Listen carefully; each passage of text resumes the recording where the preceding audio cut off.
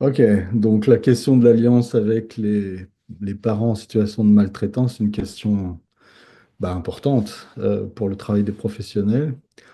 Euh, Est-ce qu'il faut s'allier ou pas pour protéger ou soigner un enfant? Le débat est ouvert. C'est qu'il y a des positions qui sont plutôt favorables, des positions qui sont plutôt défavorables. Pour ma part et pour une série de raisons, je pense que c'est important de s'allier. Il y a peut-être quelques situations extrêmes où l'alliance n'est pas souhaitable, mais que dans une grande majorité de cas, l'alliance est nécessaire à la fois pour l'enfant et puis, enfin, d'abord pour l'enfant et pour son développement. Alors peut-être il faudrait essayer de clarifier qu'est-ce qu'on entend par alliance. Je crois qu'il y a une première idée qui nous vient de l'anthropologie, qui serait comme ça, l'alliance qui renverrait un peu à l'anthropologie de la famille, cousin par alliance, etc. Enfin, ces notions-là, ou bien le pacte entre Dieu et les hommes, l'alliance sacrée, etc. Pour le travail clinique, je pense que les choses sont plus simples. C'est plutôt de combiner des éléments contraires, en fait, des éléments qui, a priori, n'ont pas les mêmes intérêts.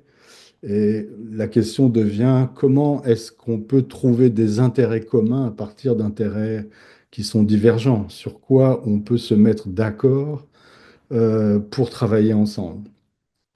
Donc ça serait quand même cette idée que comment faire une alliance sur des intérêts divergents et donc faire une union sur des causes différentes en fait, hein. Euh, donc ça me paraît important. L'autre point important, c'est peut-être sur la maltraitance. Je crois que c'est un mot très très générique et il faudrait peut-être distinguer lorsqu'on a affaire à des maltraitances par omission, ce qu'on appelait avant ou encore négligence, et les maltraitances par commission, c'est-à-dire le fait qu'il y a des actes qui sont posés et à ce moment-là, on est dans une maltraitance active. Je crois que déjà, ces deux dimensions nous amènent à considérer l'alliance différemment. Ensuite, il y a la question de la temporalité. Est-ce qu'on a affaire à des maltraitances qui sont des maltraitances ponctuelles, des maltraitances intermittentes, peut-être liées à des problématiques des parents, n'est-ce pas, l'addiction, les troubles mentaux, etc. Et donc parfois ça va bien, et parfois il y a de la maltraitance.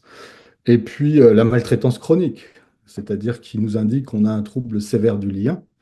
Et là, on est dans d'autres façons de traiter la question d'alliance. Ensuite, il y a aussi peut-être sur la maltraitance de distinguer maltraitance physique, psychologique, sexuelle, exposition aux violences conjugales, implication dans un conflit parental sévère. Je crois que là aussi, en fonction des types de maltraitance, on a à penser la question de l'alliance dans des modalités différentes.